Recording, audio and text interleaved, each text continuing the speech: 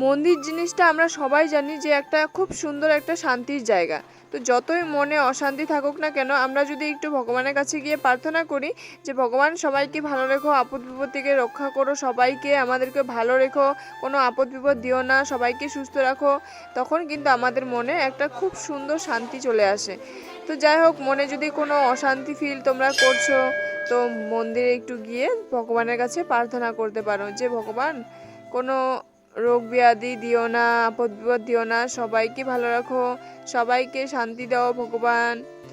আমি আজকে এই যে দেখো নন্দী বাবার কাছে কিছু কথা বলবো, যেটা হচ্ছে আমি মানতি করব। তো সবাই এখানে কানে কানে মানতি করে যে যার যেটা ইচ্ছুক সেটা পূরণ করে দেওয়ার জন্য। তো আমিও কিছু মানতি করলাম নন্দী বাবার কাছে। ঠাকুরটাকে সিঁদুর দিয়ে কিন্তু একেবারে ভরিয়ে রেখেছে। তো তারপরে কিন্তু এখান থেকে আমরা এখন চলে যাচ্ছি, এই যে আমরা মানে থালা নিয়ে হাতে, পুজোর থালাটা নিয়ে চলে যাচ্ছি। পুজোর থালাটা নিয়ে চলে যাচ্ছে আরেক জায়গায়, যেখানে হচ্ছে বাবা শিবকে খুব নিচে রাখা হয়েছে। এটাতে সিঁড়ি দিয়ে নিচে নামতে হয়। তো সিঁড়ি দিয়ে আমরা নিচে নেমে এই ভগবানের কাছে কিন্তু পৌঁছেই গেছি। যাই হোক, মনে অনেকটাই শান্তি ফিল করেছিলাম, খুব ভালো লেগেছিল জায়গাটা।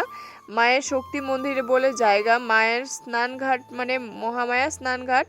তো এইখানে পাথরের গাছটা ছিল খুবই সুন্দর, আর হচ্ছে হনুমান ঠাকুরটাও ভালো লাগছিল। তো বন্ধুরা, তোমাদের ভিডিওটি কেমন লাগলো অবশ্যই জানিও।